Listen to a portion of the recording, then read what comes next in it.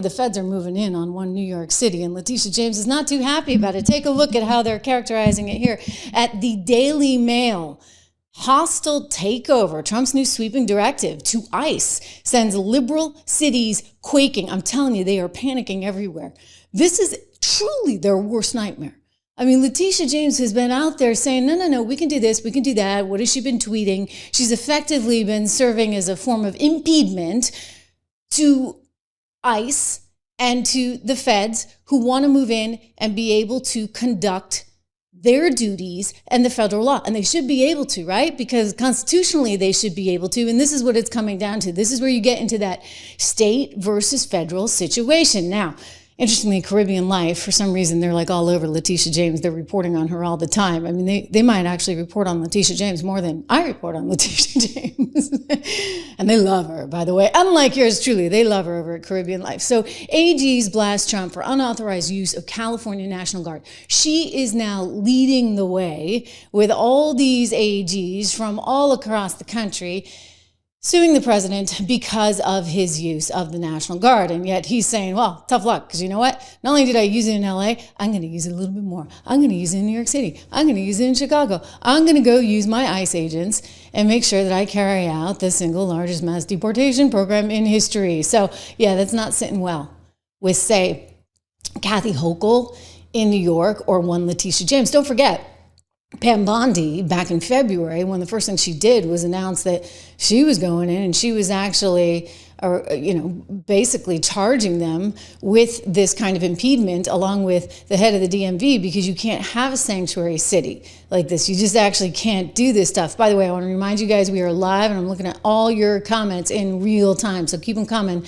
It is great to see so many folks here and so many regulars. We have quite the crowd. I'm a little bit later today, but that's all right, right? We're all here, all motivated to see through everything that's happening. And don't worry, we're going to get to G7 and we're going to get to some of the international news and some of those things that are going on too.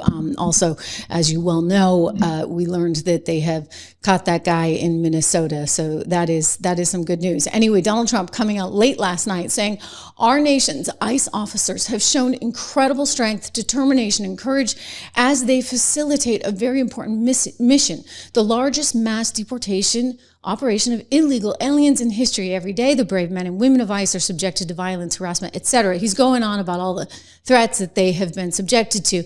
And you look, for example, at what happened over the weekend.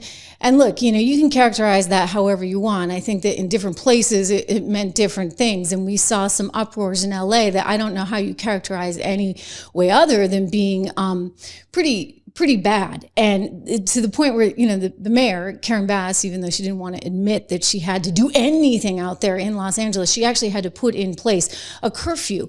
So these ICE agents, right, are just trying to do their job, and they're met with all of this resistance. And he's like, forget about it. You know what? If you're going to resist us, we are going to insist that even in some cases, we're going to take over the National Guard, because we need the National Guard assisting our ICE agents. We can't have the ICE agents being put in danger. And so he goes on to say specifically that he's running into this situation in Los Angeles, in Chicago, and in New York, where millions upon millions of illegal aliens reside. These and other such cities are the core of the Democrat power base, right? So that's a very interesting thing. And his big concern is that they've been loading up on people in an attempt to really stack the system and sort of rig it, right? So that you have more of a population center there and therefore need more members of Congress, et cetera. And then perhaps one day even get all of these people to be voting, which is what they were trying to do in the state of New York, 800,000 non-citizens that they wanted to be able to vote.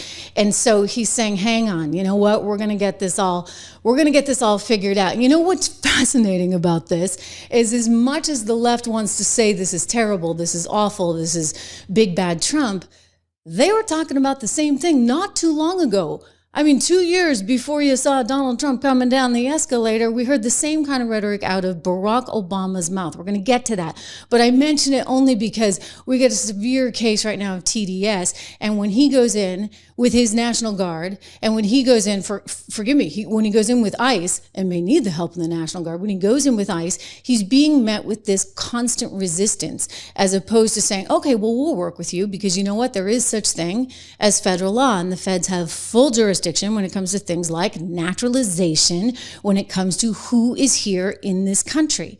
And so he goes on to talk about, this is all in a very late night, well, not that late, 8:43 p.m. I think when I saw it, it was rather late.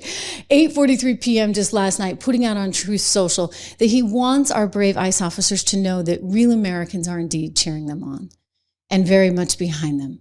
And we want a safe community and that they are indeed supported. So even if you don't see that support in, say, LA or Chicago or New York or some of these very blue metropolitan areas, the reality is that the majority of Americans are with ICE on this. And frankly, again, I'll go back to some of the polling, including some of the polling that CNN was shocked by, because if you look at even, for example, people who have immigrated to this country legally and are now American citizens, he's got that group. They're up like 40 points. It's actually kind of amazing. So it's a big constitutional battle. That's the reality. And so this is what Letitia James is gearing up for. It's like, this is her calling. I mean, at least this one has some teeth to it, unlike, the other go around that we had to deal with, where she's just going after him because, he thinks Mar-a-Lago is worth one thing and she, for whatever reason, thinks it's worth another. At least this actually has some intellectual might, if you would. I mean, she's that one. I will never get over how crazy all of that was. The idea of an attorney general of a state like New York getting in the middle, right, in between Deutsche Bank and one Donald Trump, and saying, okay, I'm going to come into the middle of this private transaction, even though there's no victim. I'm there to get him for $500 million, $500 million, you guys, and we're still sitting here waiting on the appellate court to turn that thing around. They've already indicated and they've showed their hand that they don't think that there's much of a case there, but I guess they want to be really, really, really certain, and we're still waiting. But she's now going to make this her moment in the sun, quite literally. So she's banding together, if you would, with some 17 other attorney generals in condemning President Trump for unlawfully, they say, quote, unlawfully deploying the California National Guard against protesters in California without coordinating with state leadership. So they said in this joint statement, the president's decision to federalize and deploy California's National Guard without the consent of California state leaders is unlawful, unconstitutional, and undemocratic. Well, I got news for you guys. Guess what? The Ninth Circuit, which is like about as lib as they get, the Ninth Circuit Court of Appeals last Friday actually decided, you know what, that would stay. And that Donald Trump would have control over the National Guard until they got a chance later this week, to really review it in greater detail. So in other words, they made sure that the National Guard was there over the weekend for all the No Kings protests, because maybe they were worried about that. In all seriousness, you get all these states, you see Arizona, Colorado, Connecticut, Delaware, Hawaii, Illinois, Maine, Maryland, Massachusetts, Michigan, Minnesota, Nevada, New Jersey. Gosh, it's all the blue ones. New Mexico, North Carolina, Oregon, and Vermont, all banding together, led by Ms. Letitia James out of New York, to try and take him down. Look, I mean, again, Ninth Circuit Court of Appeal. Like, you don't get any more liberal than that. I realize they're still looking at this issue, and they've got a lot to look at, and we'll get into the nitty gritty because I actually know this pretty well. And I would say, look, there is precedent for what's going on right now, and you have to go back to pretty unfortunate times like 1963, Alabama, and George Wallace. But what did you have then? You had the feds come in and say, we're going to take over the National Guard because you guys are now in violation of federal law. I mean, and you can take your pick. In that case, you might go right to the Commerce Clause, right, with the integration there of schools in Alabama. In this case, you can talk about the Commerce Clause. You can talk about the Supremacy Clause of the executive powers in the federal government. You can talk about the Naturalization Clause. I mean, there's a lot of clauses, actually. Because as I said before, if there's like one single power that the federal government has, it actually is over our borders and immigration. And so it's about time that Letitia James learned that.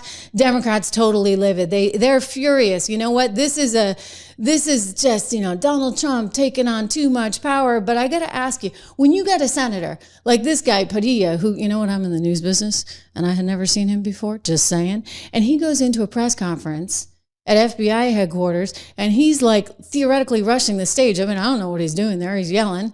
He's dressed in plain clothes, and he's rushing up. What are they supposed to do? What is Secret Service supposed to do? For goodness sakes, Kristi Noem just had her purse stolen, right? In D.C. recently. They had to take him down. They had to stop him. And they, of course, used that as a moment. I'm Senator Alex Padilla. I have questions for the secretary, because the fact of the matter is a half a dozen violent criminals that you're rotating on your hands off. How many of our ICE agents have been doxxed for doing their duty, how they have been targeted.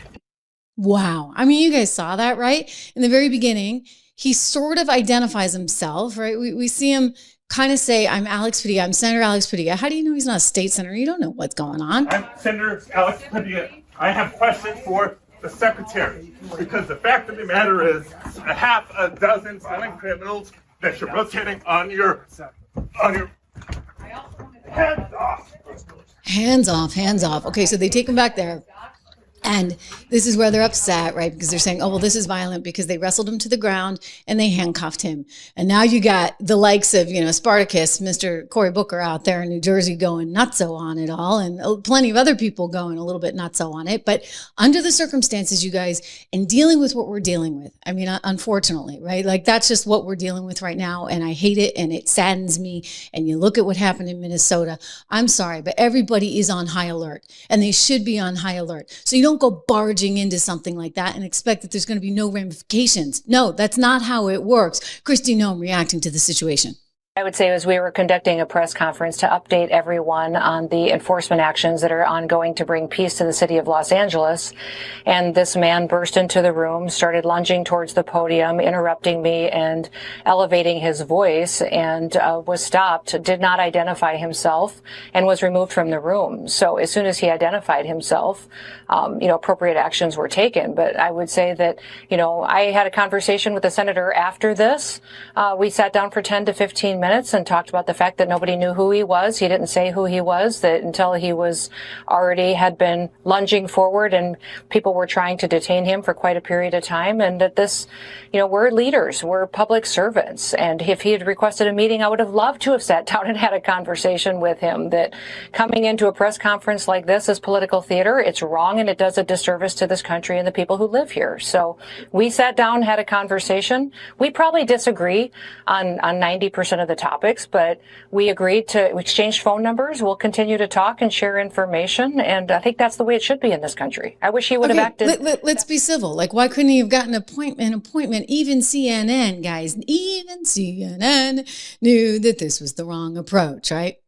There's no doubt about it. She was holding a press conference and doing a press statement. He's not a member of the press. It wasn't like a hearing where it was an open forum for senators to ask a question. He clearly showed up to a public event to create a moment and do what you're saying, sort of show his constituents, not just Democrats, but that he's fighting from his perspective. Right. So it's called acting, like PR. Let's get my moment in the sun. Nobody knows who I am. Well, now we're going to make sure they do. And it's not appropriate, right? It's just not appropriate. And this is why he's now facing censure. Mike Johnson bringing this up on Friday. They are looking at censuring him. They are looking at taking him off committees. It's just not how a public servant should be conducting themselves. Now, is it La Monica? La Monica MacGyver learned this one the hard way. What is she facing? 17 years in prison for her little escapade? At least this guy wasn't, pushing up physically, trying to aggressively move the ICE officers away. At least he didn't do that. Just saying. Here's Mike. But the Senate does its disciplinary actions over there, and we do ours over here. We have a certain set of measures, as you all know, and it ranges from censure to removal from committees to ultimately expulsion from the body. And do you support that for the senator?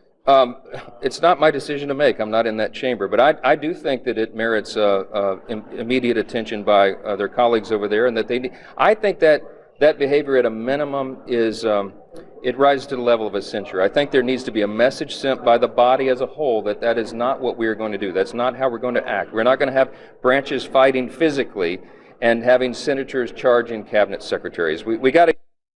No, right? Like that's not right. Anyway, we're now in a situation where things have escalated, and Donald Trump is saying, okay, I'm going to send in possibly the National Guard to the likes of New York, Illinois, not just California anymore, because I have lawmakers there. I have attorney generals there. I have governors there in each of these states that don't actually want to enforce the law. And when they're not willing to enforce the law, then we got a problem, right? Because the law's the law. And until you actually change the law, you do have to actually enforce it. I mean, otherwise, why the heck do you have it? Kristi Noem making this really, really crystal clear. And what I want to point out by showing you this sound is that, she's not out in left field, okay? This is like normal talk. Kristi sounds like a normal person as head of DHS. You know what? If you don't like the law, you can change it. It's the left that somehow thinks in New York and California and Illinois, they can be completely their own countries with their own set of rules and their own set of laws. And that's not the way it works. My only question to you, I'd say a question back to you is, which laws in the United States should be enforced and which ones shouldn't? I mean, my job, here's the deal, guys. My job is not to pick and choose which laws we enforce and which ones we don't. We have laws in this country, and they matter. If you want the law changed, go to Congress. When's the last time you went to Capitol Hill and told your senator or representative to change it? That's what they need to do. This is the perfect time for Congress to make a decision on how they want people in this country to be able to have an opportunity to come here legally and to fix this. We, as law enforcement officers and as a national security department and agency, my job is to uphold the law, and that's what I will continue to do. Right. Okay, now this is not something that should be in any way, shape, or form controversial. Okay, it didn't used to be controversial. The law is the law. In fact, President Obama was asked about this law back in, was it 2013 on Telemundo? And gosh, I got to tell you, he sounds a lot like Kristi Noem, head of Donald Trump's DHS. Let's listen. Last time we spoke, you said that you weren't king, you were president. There were only certain things you could do unilaterally. As time goes on, 1,000 deportations on average a day. People are wondering, and our Twitter feeds and Facebook feeds, that's the question everybody asks. Won't you at least consider unilaterally freezing deportations for the parents of deferred action kids? Yeah. Here's the problem that I have, Jose, and I've said this consistently. My job in the executive branch is supposed to be to carry out the laws that are passed. Congress has said, here's the law when it comes to those who are undocumented, and they allocate a whole bunch of money for enforcement. And what I have been able to do is to make a legal argument that I think is absolutely right, which is that given the resources we have, we can't do everything that Congress has asked us to do. What we can do is then carve out the DREAM Act folks, saying young people who have basically grown up here are Americans that we should welcome. We're not going to have them operate under a cloud, under a shadow. But if we start broadening that, then essentially I would be ignoring the law in a way that I think would be very difficult to defend legally. So that's not an option. And I do get a little worried that advocates of immigration reform start losing heart and immediately thinking, well, somehow there's an out here. If Congress doesn't act, we'll just have the president sign something and that'll take care of it. We won't have to worry about it. But he's saying like legally he can. And what you can debate the DREAM Act, but I think the moral of the story is the DREAM Act was like kind of a Band-Aid. And he was saying, I can't legally do this, similar to what Kristi Noem is saying. Hey, you want to change the law, you want to fix the law, then go for it. You do that. This is what Tom Homan was trying to explain to the little bartender, one AOC, who has presidential aspirations, believe it or not. Scary, I know. But anyway, she doesn't get it. He's trying to explain to her a couple years ago in this fantastic Sometimes you guys may have seen me play this before because it's just this unbelievable moment where he's so crystal clear on it. He gets it. And she just doesn't. She doesn't. I mean, he sounds like Obama right here, trying to talk some sense into little Miss AOC. For this memo. You're not the author, but you signed the memo. Yes, a zero tolerance memo. So you provided the official recommendation to Secretary Nielsen on for the United States to pursue family separation. I gave Secretary Nielsen numerous recommendations on how to secure the border and save lives. But it says here that you gave her numerous options, but the recommendation was option 3, family separation. What I'm saying, this is not the only paper where we've given the Secretary numerous options to secure the border and save lives. And so the recommendation, of the many that you recommended family separation. I recommended zero tolerance. Which includes family separation. The same as is with every U.S. citizen parent gets arrested when they're with a child.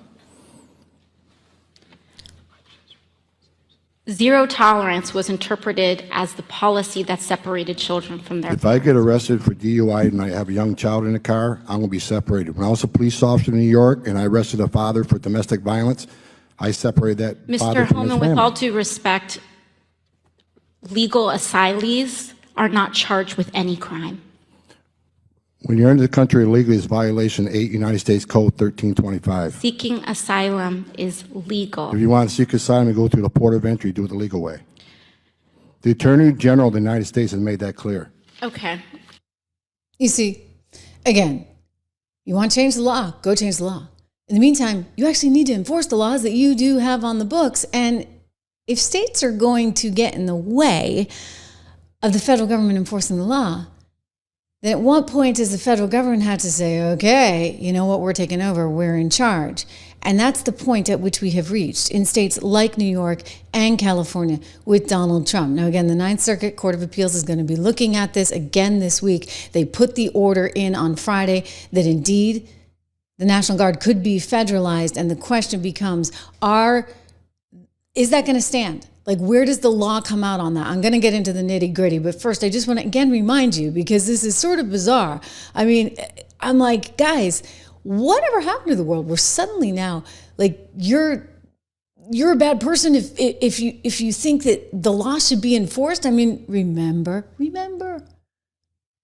when Clinton and Obama were saying this. This administration, the Bush administration, has done nothing to control the problem that we have. We've had 5 million undocumented workers come over the borders since George Bush took office.